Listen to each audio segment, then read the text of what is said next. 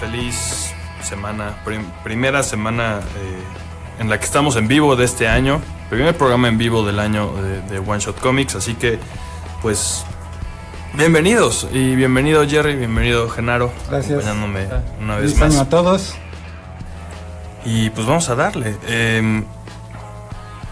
La verdad es que ya extrañaba esto, pero estaba haciendo cuentas y creo que solamente estuve 2 semanas seguidas sin programa en vivo.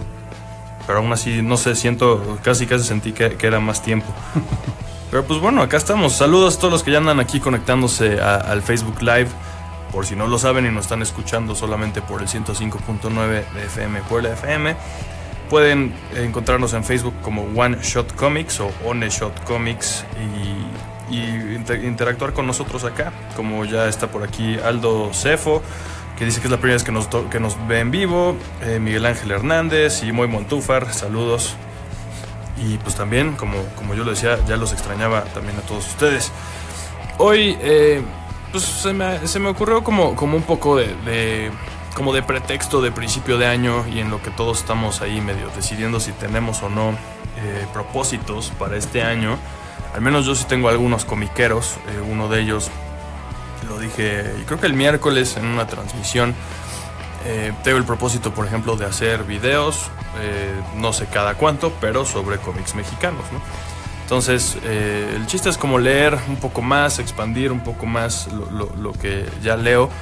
Y pues yo creo que muchos podemos, se podrán añadir a propósitos parecidos. Entonces, hoy se me ocurrió que podemos platicar y así es como hacer un montón de recomendaciones, hablar de varios cómics independientes que nos gustan y por qué nos gustan y por qué los recomendamos. Ahora, cómics independientes tiene varias lecturas para muchas personas, ¿no? Exactamente, puede significarse algo distinto. Yo creo que lo más básico es que tú agarres, dibujes, escribas tu cómic, lo imprimas en la impresora y lo vendas como un fanzine. Es como la forma más básica, yo creo que de un cómic independiente. Y otra es estar con Image Comics, yo creo que el otro lado del espectro. Es una editorial bastante grande, pero que permite que tú seas el dueño de la obra. Así es. ¿No? Yo creo que más o menos. Claro, yo creo que independiente, al menos para mí, no sé para ustedes, refiere a que uno tiene el control creativo y los derechos, ¿no? En el momento en el que uno tiene que rendir cuentas a Disney, a Marvel, a DC, a cualquier otra editorial y explicarles por qué y pelearse con ellos sobre qué cosa puede venir, qué cosa no, yo creo que ahí ya te vuelves dependiente de la opinión de un tercero, ¿no? Entonces, que no realmente no esté involucrado hasta que tú lo permites, porque sigue siendo tu producto, ¿no? Yo le añadiría eso que también, o sea, que eres dueño del producto. O sea, si se venden playeras de Spider-Man, no le van a tocar regalías a Dan Slott. Claro, y él es el dibujante, ¿no?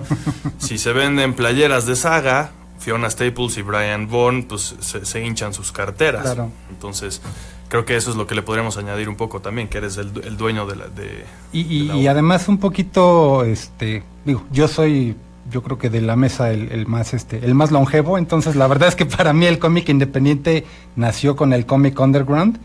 Y la verdad es que yo creo que ahí, sí me gustaría, independiente de que alguna de las recomendaciones voy a hablar sobre eso, sí me gustaría como dejar en la mesa que el cómic independiente de alguna manera surgió gracias al cómic underground que empezó en los 60s. Que por cierto sí tenemos ahí archivado un programa de One Shot Comics, lo pueden buscar en nuestro canal de YouTube. Sobre cómic independiente hablamos sobre todo, empezando por el cómic underground, vino el David Espinosa, platicamos sobre ello, entonces pueden buscar ese programa, se puso bastante bueno. Pero bueno, hoy más que nada vamos a, en vez de repasar la historia y de dónde vino, vamos a ver qué nos gusta de eso. Para eso ya está Wikipedia y échenle cabeza a ustedes, ¿no? Sí, entonces, ¿quién quiere empezar a recomendar una cosa? Pues mira, ahorita acabo de empezar con lo del cómic independiente. Arráncate. Y me tomé la libertad de traer algunas cosas que encontré a fin de año en una tienda de cómics de Estados Unidos. Pues el cómic underground como tal nació pues gracias a Robert Crumb. Y literalmente él empezó a vender su cómic, como tú dices. Ahí también, no sé ustedes, ¿qué diferencia podemos tener entre un fanzine y un cómic independiente? Ahorita si quieres lo tomamos. Ok. Robert Crumb empezó a vender su primer cómic, su Zap Comics número 1, literalmente en un carrito de bebé, en una esquina, en San Francisco. Entonces, pues ahí estaba, digo, cuando empezaba todo el movimiento contracultural en Estados Unidos, posteriormente en Inglaterra, con todo esto, todo lo que trajo el movimiento hippie, la conciencia, digamos, el nacimiento de la conciencia ecológica, digo, muchas cosas, ¿no? Entonces, los cómics obviamente ya se estaban publicando, Marvel y DC eran los que, digo, como hasta ahora llevaban la batuta, pero el mercado estaba inundado en los 60s y además, digo, acababa de nacer el universo Marvel con los Cuatro Fantásticos, sí, Spider-Man, etcétera. Digo, estaba inundado ya por el cómic de superhéroes. Entonces, todo este movimiento contracultural de los cómics underground tenía como consigna, pues, ofrecer al público algo que no fuera superhéroes, literalmente, como eso nacieron, como una contraparte cualquier cosa que no exacto, fuera nada que tuviera que ver con superhéroes. Y curiosamente, obviamente, como estaban en ese momento, ya habíamos hablado antes también, regulados por el Comic Code Authority, pues los cómics underground, como no le tenían que dar explicaciones, como tú dices, Jerry, a nadie. Literalmente estaban atascados de drogas, de sexo, de violencia, de cosas, imágenes gráficas, ¿no? que para la gente era pues muy atractivo y curiosamente no eran en muchas ocasiones los grandes dibujantes, pero tenían, eso es lo que los hacía realmente atractivos, no solo el contenido de sexo, violencia, drogas, sino que era un arte diferente. Era muy punk esa ideología, ¿no? Para empezar es el do it yourself, ellos mismos hacían todo, y también la estética, pues no hacer algo bonito, sino algo con contenido. Yo lo entiendo así más o menos como esa ideología más o menos punk, entonces los cómics underground pues también jalaron mucho de ahí. Sí, y además ni siquiera era, digo, como las grandes editoriales en ese momento o hasta ahora, no era la consigna de vender, de hacer dinero, sino el autor quería contar una historia, la más descabellada que se les ocurra, pero el autor quería contar su historia. Entonces, digo, por ejemplo, aquí les traigo, no sé si se alcanza a ver, el número en la 15. Webcam no, pero acá, el para número, que lo vean en ver, YouTube exacto. después, sí se va a poder ver acá. El número 15 de Zap Comics, que era, bueno, esta es una reimpresión de principios de los 90, y la verdad es que, digo, esa es una de mis primeras recomendaciones. Cualquier cosa que se puedan encontrar del cómic underground, obviamente todo está hecho en blanco y negro.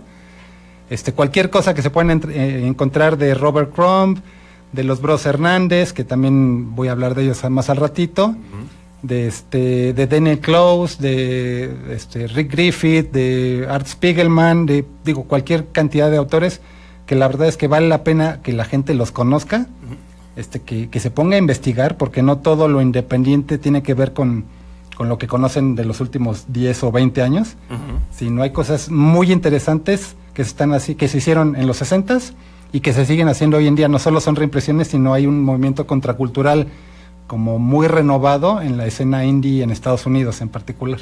Sí. Pero es parte de la mística del cómic independiente, que parte incluyente de ser independiente es alternativo, ¿no? Tener otras ideas, otra manera de hacerlo, otra ejecución, ves los colores, los trazos, las historias, la manera en la que construyen, cómo no son seriados. Es parte de un cómic independiente, ¿no? Hablando no de eso, necesariamente, pero... Se me ocurre un ejemplo chistoso que está publicándose justo ahora. Tiene como 2 semanas que salió a la venta. El primer número de... Va a estar extraño el ejemplo, pero... X-Men... ¿cómo se llama? ¿Gold? No. No sé qué clase o algo así. Se me fue... Pero afortunadamente tenemos que irnos a un corte. Ahorita lo buscamos rápido en internet. De regreso les presento ese ejemplo que está muy curioso de la conjunción de Marvel con un autor de cómic indie. Ahorita regresamos.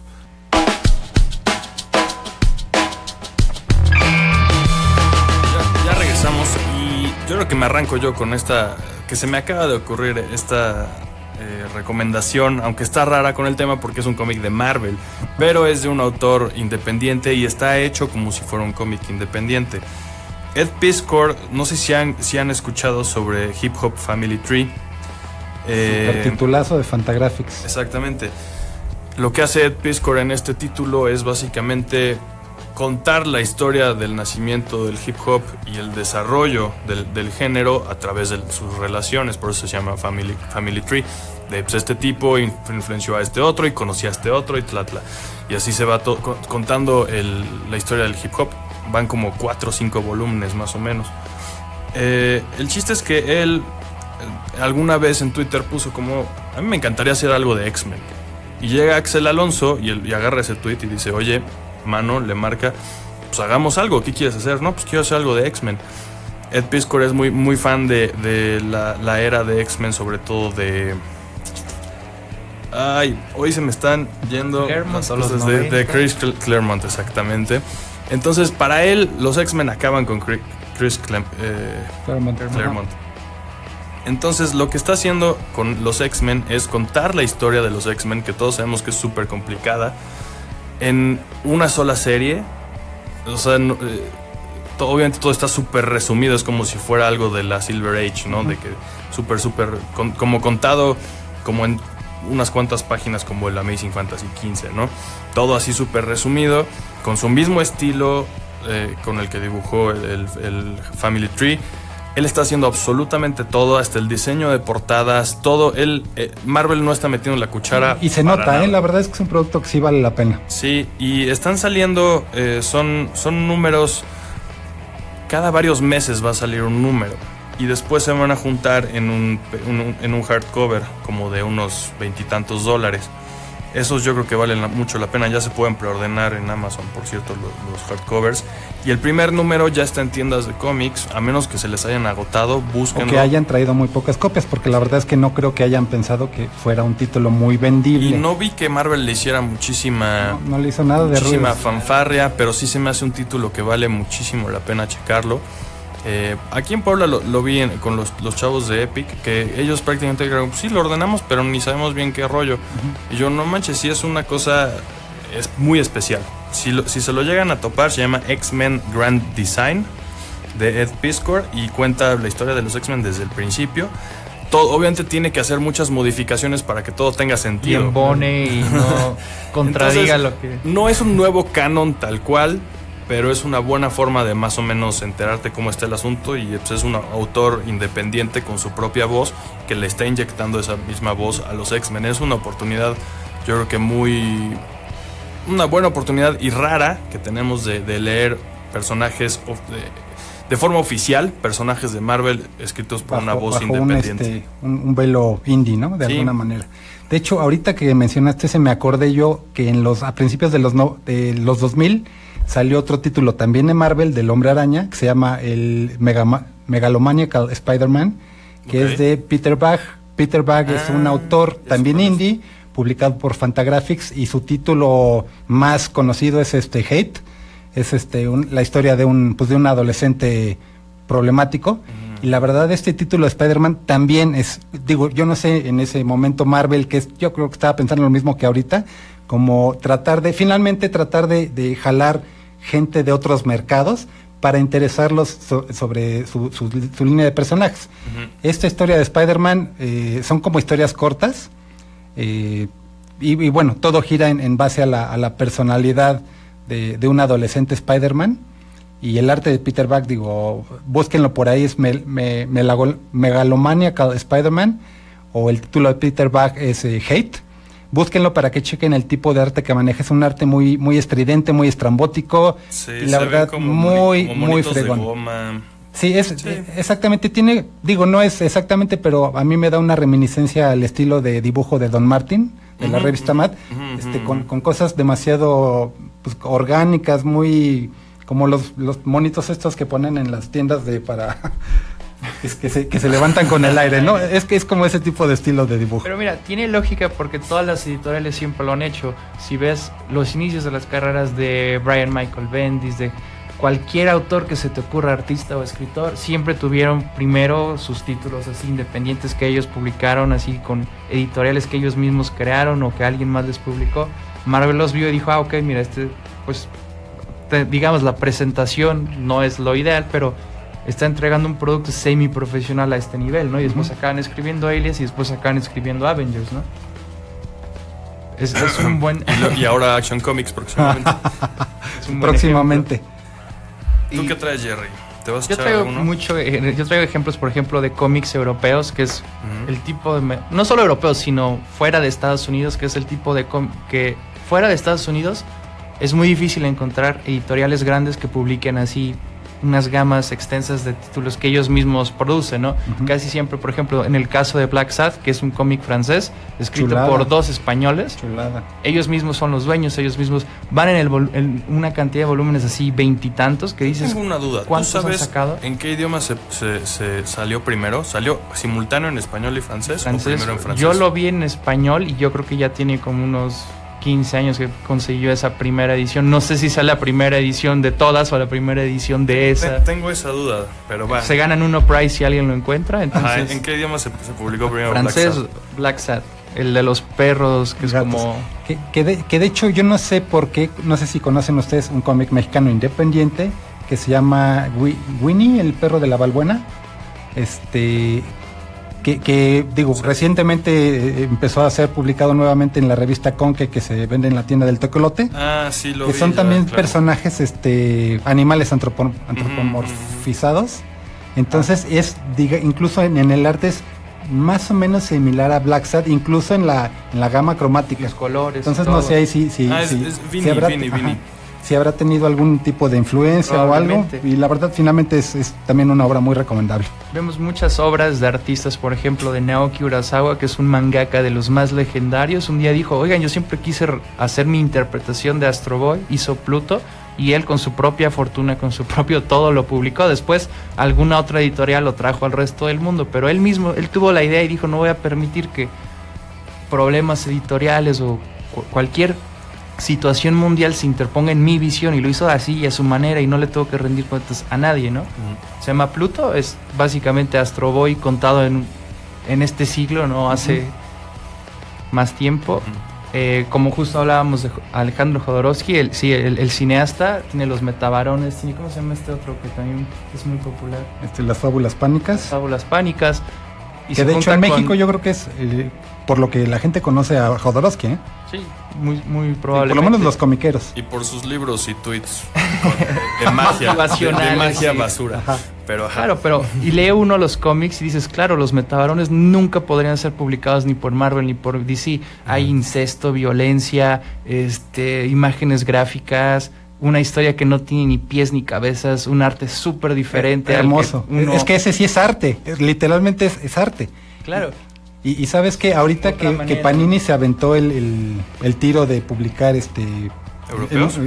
cómic europeo, yo estoy esperando que traigan a los metabarones, porque digo, han empezado a traer cosas muy fregonas, pero los metabarones es algo que toda la gente debe de tener en su casa, debería de tener en su casa. Los metabarones, igual que muchos títulos indie, gran parte de su mística es que no son fáciles de conseguir. Yo nunca lo he visto en mi vida en físico. Me pasaron una vez un archivo donde venía como escaneado en una calidad criminal. En Diamond lo tuvo no hace mucho, lo vi en el catálogo, obviamente, cuando en los tiempos de Antihero, y aún así son tomos súper caros, y eso que no es como de segunda mano, ¿no? Porque de segunda mano también son precios exuberantes. Pero sabes que ahorita que mencionas eso, digo yo, cada que puedo, ya ahorita es muy complicado, me daba a la tarea de hacer cacería en casas de viejo, sobre todo en el centro de la Ciudad de México, y yo me hice de mi colección de los metabarones en una de esas tiendas de libros usados, que los tenía por montones, y les llegaban a cada rato. Entonces, digo, no sé si se habrán terminado en su momento o fueron a terminar como hoguera de algún hogar, pero la verdad es que sí, sí son complicados de conseguir, no imposibles, pero sí es algo que a mí me encantaría ver publicado en México a través de Panini. Estaría bueno.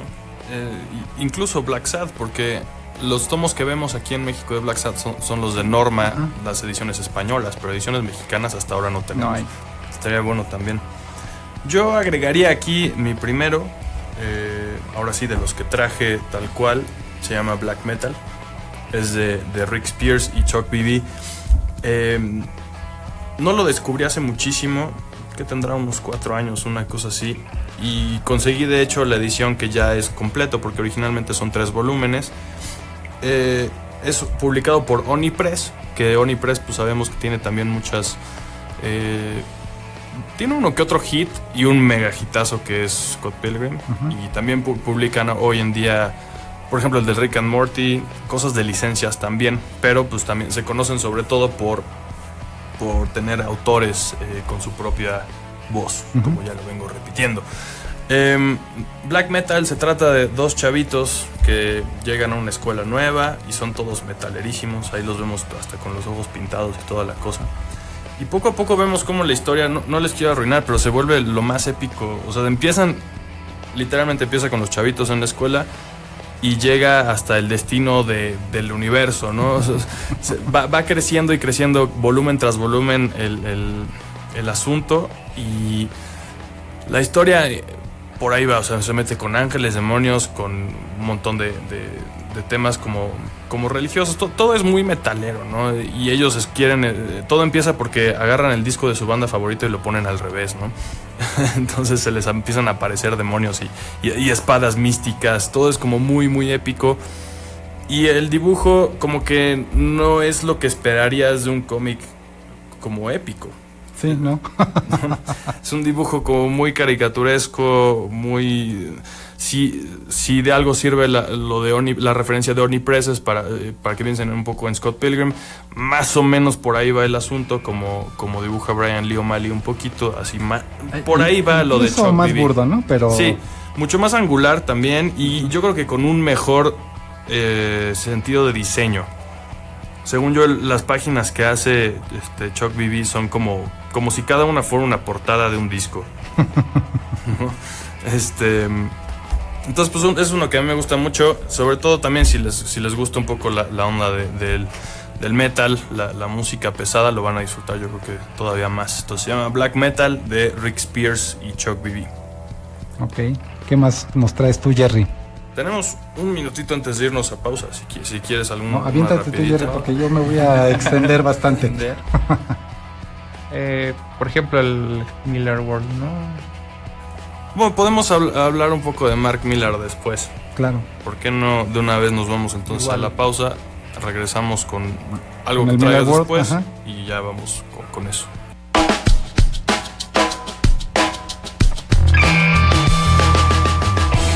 Pues quedamos de hablar de alguien que no empezó, pero vaya, sus cómics de autor empezaron siendo más o menos independientes y hoy ya no lo son de nuevo, como que lo fueron y hoy ya son parte de una corporación de nuevo.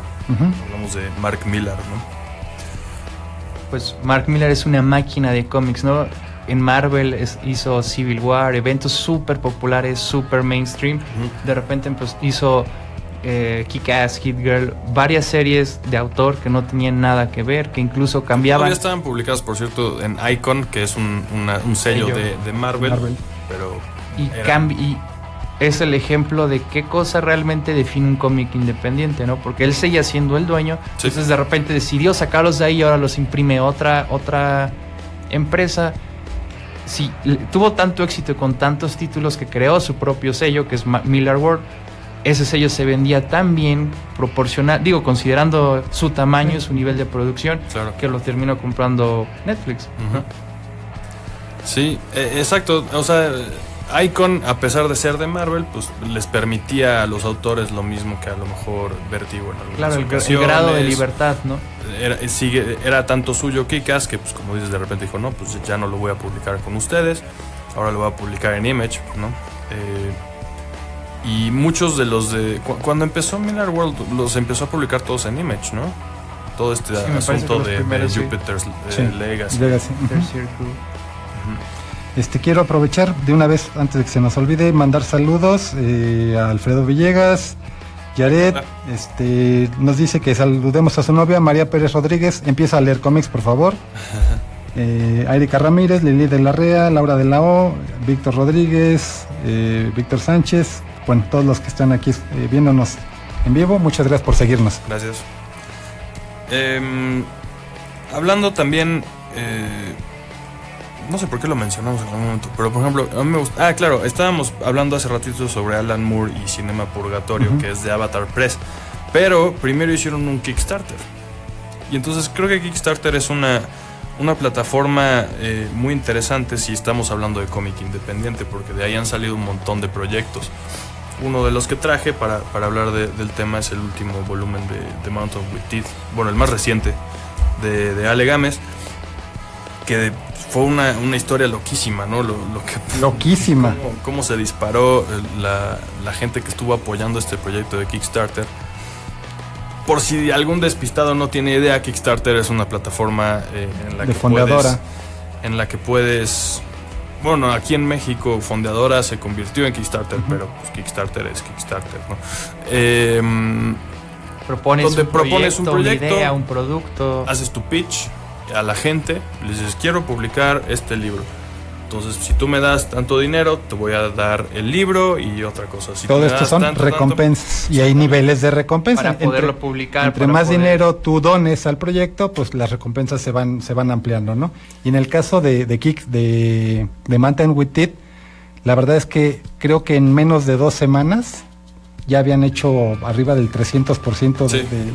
del monto que ellos tenían establecido, ¿no? Entonces sí fue una locura. De hecho, al día de hoy, el proyecto se terminó, me parece, en noviembre o en octubre. Como octubre, yo creo. Y al día de hoy todavía no acaban de enviar porque creo que fueron cerca de 800 o más. Sí, no sé cuántos, pero sí, parece que tampoco ha sido... O sea, obviamente es una historia de éxito, pero a la vez es tan desmedido ese éxito que les ha traído algunos problemas, ¿no? O sea, claro, la capacidad de producción, sí, la capacidad de manejar tanta gente al mismo tiempo, ¿no? Sí, claro. Pero vaya, en Kickstarter pues han salido varias cosas, vaya, tanto que pues, lo usa Alan Moore, lo está usando IDW para publicar una nueva revista que están sacando en pasta dura. Todavía no sale, pero pueden buscarlo por ahí, ¿no? Full Bleed se llama. Entonces es una plataforma que también te permite... no solamente tener el control creativo, sino también financiero. Si tú no tienes la forma de con tu propio dinero, ¿no?, publicar, o sí, pero a lo mejor quieres publicarlo mejor o más, o hacer más copias, esto te lo puede permitir. Tener tu audiencia pues te ayuda a que ellos mismos, pues, como si hicieran una preventa y aparte les das un poquito más, alguna recompensa. Yo creo que es un jugador Kickstarter muy importante, o bueno, todas las plataformas de crowdfunding, muy importante para los cómics independientes, que no tienes que hacer un fanzine.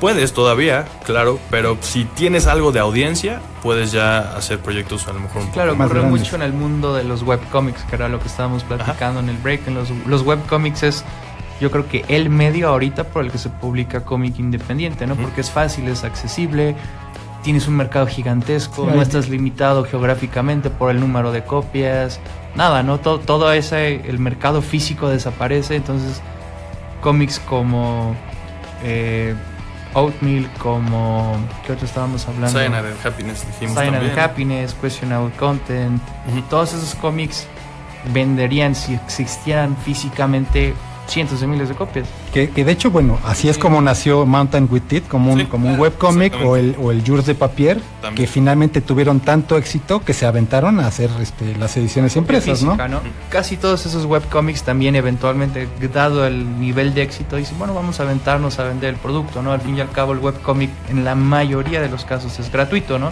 Viven de los anuncios, viven de la mercancía que ellos mismos fabrican, como playeras, como conferencias, como talleres. Acá también, por ejemplo, tenemos pues ahora que nuestro amigo David está publicando ya por fin, bueno, no ya por fin, pero fue muy rápido todo el asunto, ¿no? El Yo y la Muerte, con Periferia Comics, con Jonathan Rosas, y ya tienen varios otros títulos. Es también Jonathan un ejemplo que él mismo también ha usado Fondeadora y ese tipo de cosas para sacar su propio cómic de Nathan y yo, por ejemplo, y otros proyectos, y de repente dice, pues yo voy a hacer mi propia editorialcita. Entonces está ayudando a otros creadores como David, por ejemplo, a sacar sus webcomics en impreso en una calidad pues bastante decente. Sí, que de hecho yo creo que ahorita que estamos hablando en este caso de creativos o de creadores que se unen a una editorial, en el caso por ejemplo de Image, para ellos les es más accesible acercarse a una editorial independiente o alternativa, para que les publiquen su obra, a ellos tener que correr con los gastos de producción, de distribución, de todo eso. Entonces digamos que esa es una de las grandes virtudes de poder trabajar con editoriales independientes. Pues que es un ganar-ganar, otro ejemplo, ¿no? que traje, el de Juan L., que por lo menos ahora está publicando con Editorial Resistencia.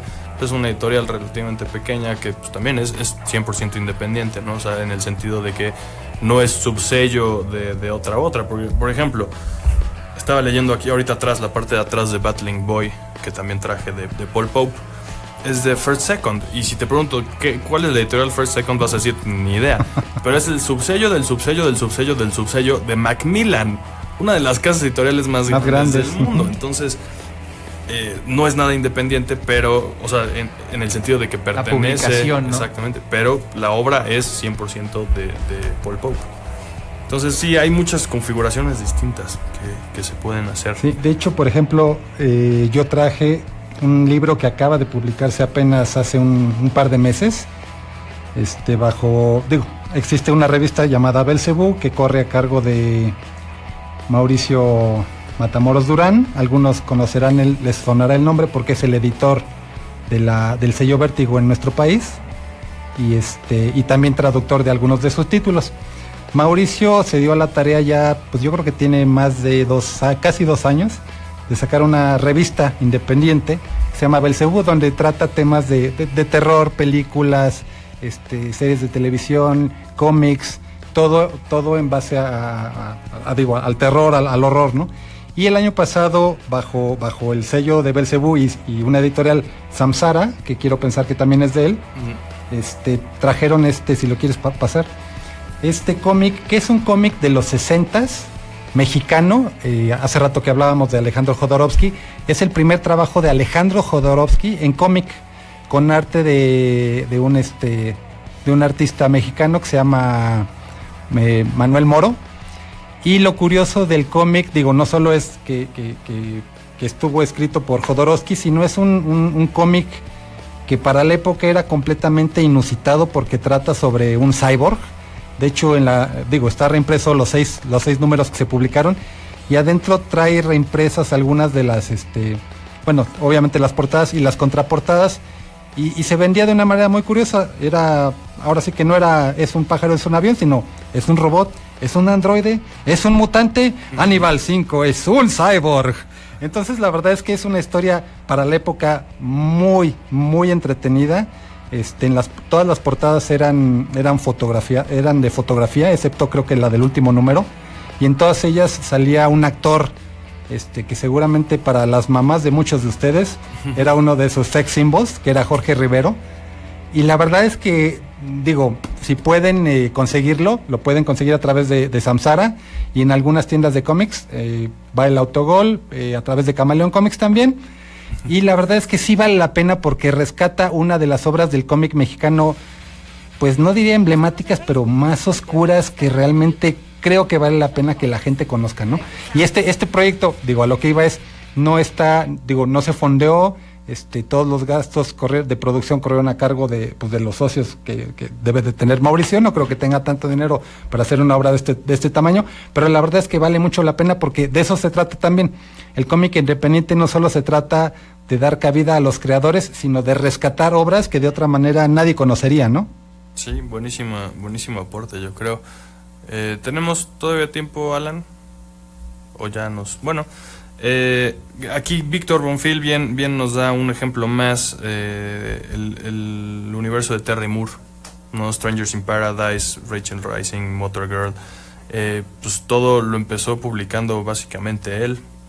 En algún momento estuvo, creo que un volumen de Strangers salió con Image, si no mal recuerdo, y ahora es como su propio sello, Abstract. Y más o menos yo creo que es parecido a lo de Miller World, un poco menos comercial, pero yo creo que va pero igual de bueno, por ahí.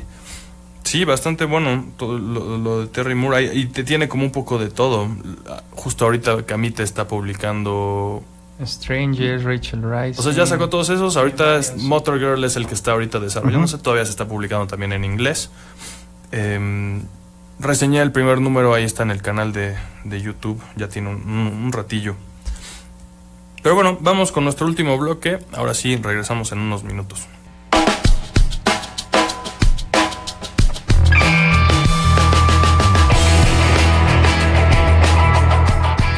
Algo que estábamos comentando ahorita durante el corte, que creo que es digno de mencionar al aire, es cómo un cómic independiente puede subir también su valor. Yo creo que en algunas ocasiones son los que más potencial tienen de subir su valor, sobre todo en esta era moderna. Digo, comparativamente hablando, obviamente un cómic incluso underground no va a valer nunca lo que un Action Comics o lo que un Detective Comics 27, pero finalmente sí tienden a subir proporcionalmente a escala, no solo por la rareza, sino por el tiraje de impresión, sí. ¿No? Que en muchos casos contra cientos de miles o incluso millones de copias, a veces pueden ser... Bueno, no sé quién imprima millones de copias, bueno, que no se venda en librerías. Hoy ya no. En el mercado del directo, nadie. Bueno, estaba pensando en el cómic más vendido del mundo, claro, el X-Men número 1 de Jim Lee, pero finalmente el cómic independiente, yo creo que una de sus características es que tiene un tiraje más limitado. Ya no estoy hablando a lo mejor de un Dark Horse o un Image o un IDW. Eso es una cosa, por ejemplo, ya lo he mencionado varias veces aquí en el programa. Walking Dead es el cómic independiente más exitoso de las últimas 2 décadas. Y pues básicamente fue eso, el número 1 de Walking Dead, o si alguien compró uno, pues que afortunado, porque sí ya está en miles de dólares. Algo que costó $3 en su tiempo. Y que nadie le daba mucho éxito, la verdad, sí, porque era un cómic de zombies. Y también ya hemos hablado de eso. Del cómic de terror y todo. Y del valor de los cómics, pero si le van a apostar a algo que podría elevar su valor, tendría que ser, yo creo que a fuerza 100% hoy en día, un cómic independiente. Claro, buscarle el máximo potencial de riesgo y de utilidad. Porque es un tiraje muy pequeño y que no sabes cualquier día cuál de estos drogadictos se muere y descubren que era un genio musical, un genio Exacto. A la hora de escribir o dibujar o ilustrar. Entonces son los que realmente se dispararían, porque así ocurre en el resto del mundo del arte, ¿no? Sí. Se muere Bowie, sus discos, sus propiedades, todo se dispara de precio. El que tiene una guitarra de Prince vale hoy en día 3 veces lo que costaba hace 4 años, ¿no? Exacto. Y aún así, aún siendo, por ejemplo, Walking Dead es algo que se ha convertido en un fenómeno como, pues, multimedia, ¿no? Battling Boy también estaba leyendo hace ratito que prácticamente desde que salió está opcionado, creo que por Universal, una cosa así, para una película. Sí es un cómic independiente, pero como ya dijimos también, sí está respaldado por una editorial bastante grande, aunque su sello... Claro. First Second sea un sello medio desconocidón, pero tiene a Macmillan detrás y tiene ya algo de Hollywood ahí trabajando, ¿no? Entonces Mark Millar es el modelo bajo el que trabaja, porque de nuevo, como todos estos autores son los dueños de las obras, pues tratan de sacarles, y pueden, en algunos casos tratan de sacarles el provecho monetario. Si y es pueden. Que es más fácil teniendo tú el control total. Lo que te tienen que pagar a ti como dueño de los derechos es mucho menos de lo que le tienen que pagar. Por otro lado, podemos tener un Bill Watterson, Disney o algo así, ¿no? Que es dueño de Calvin y Hobbes, pero pues él nunca quiso sacarle ningún céntimo de que no fuera del mismo cómic, ¿no? Jamás vamos a ver aparentemente mercancía oficial. No, claro, todas son pirata, más bien yo creo que no, porque ya finalmente ves que cuando terminó su obra dijo hasta aquí y literalmente desapareció del mapa. O sea, se volvió un ermitaño. Solo podemos ver uno que otro documental, pero por ejemplo Art Spiegelman, hace rato que lo mencionaste, justo ahorita estoy terminando de leer por primera vez Maus, porque había leído la primera parte. Ya llegué ahorita a la segunda parte y ahí... ¿Y aquí mis problemas empiezan? Comenzando la segunda parte, tiene una parte muy meta en la que está él mismo escribiendo el cómic, ¿no? Y entonces empieza gente, como se publicó separado originalmente, cuando él estaba dibujando el segundo, llega gente así de, oye, le fue muy bien a tu primer volumen, vamos a hacer una película y una serie de televisión, y lo ves así como abrumado, así de, no, yo solo quiero hacer mi cómic. Sí, quiero contar una historia, punto. Y sabes que ahorita que mencionas a Art Spiegelman, hay algo curioso. En la escena contracultural por ahí de los finales de los 70s, principios de los 80s, había tal estigma con el cómic underground, todavía no se conocía el cómic como independiente o alternativo, que bueno, el estigma era, bueno, como ya mencionamos, que hablaba solo de sexo, drogas y rock and roll, bueno, ni siquiera rock and roll, y violencia, que Art Spiegelman dijo, vamos a cambiar todo ese esquema, finalmente vamos a demostrarle a la gente que todo este movimiento puede hablar de algo más de que solo eso, y se dio a la tarea de publicar una de las publicaciones también más renombradas, que a la fecha, si la pueden consigan el número que se llama RAW, R-A-W, donde invitó a cualquier cantidad de artistas. Debutaron un montón de cosas que indies, se hicieron importantes. Exacto. Artistas del tatuaje, artistas indie, mucha gente que incluso hasta hoy día sigue haciendo producciones de alto nivel, ¿no? Y a la par, junto con el propio Robert Crumb también dijo, órale va, yo también quiero entrarle a esto, quiero que mi público vea que no solo es sexo desenfrenado. Entonces él editó por su parte una revista también que se llamó Weirdo, y también obviamente pues trajo a cualquier cantidad de artistas que eran parte de su grupo de amistades. Y bueno, un poquito más adelante, a lo mejor no es propiamente de ahí salió, pero me doy pie a recomendarles otra de las grandes historias del cómic independiente, Love and Rockets, de los hermanos Hernández. Aquí en México a lo mejor algunos de ustedes ya pudieron saber un poquito del trabajo de uno de ellos a través de la historia de Twilight Children, publicada por Vértigo en español. Esta historia, son un par de hermanos, los autores latinos, y obviamente la historia gira en torno a una comunidad latina.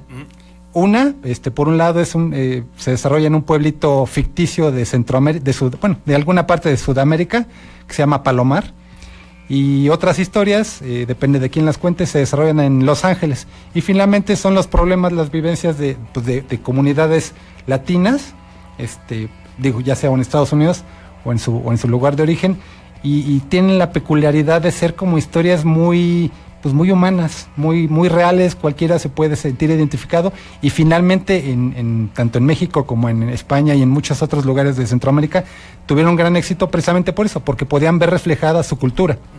Claro, y como medio demuestra que los cómics no son superhéroes, o sea, el cómic es un medio y puede tratar de lo que sea. Historias de lo que sea, hasta de historia de gente común y corriente. Cyborgs, robot, vampiros, hasta hombres mono, hasta gente que vive en un suburbio de Los Ángeles. Es un medio, ¿no? Entonces, creo que el cómic independiente es donde es más notorio eso, no tanto el cómic comercial, porque hay muchas veces que la gente de hecho piensa en eso, ¿no? Yo creo que más comúnmente cuando alguien dice yo leo cómic independiente alzándose el cuello, habla de que no lee superhéroes. Claro.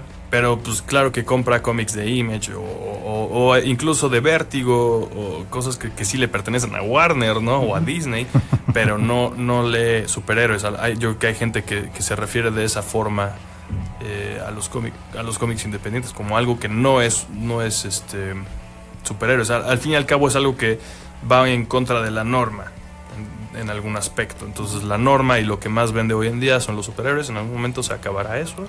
Tal vez no. No en esta vida. No en esta vida. Sí, 0. También comentábamos fuera del aire, ¿cuál era la diferencia, por ejemplo, entre un cómic independiente y un fanzine? Cerremos con eso, porque Exacto. Ya se nos acaba el programa. Okay. Yo propuse que no sabemos, o sea, lo preguntamos tal cual al aire. Yo propuse que la diferencia entre un cómic independiente y un fanzine es que la forma en la que lo imprimes. Un fanzine, yo creo que tendrías todavía que ir a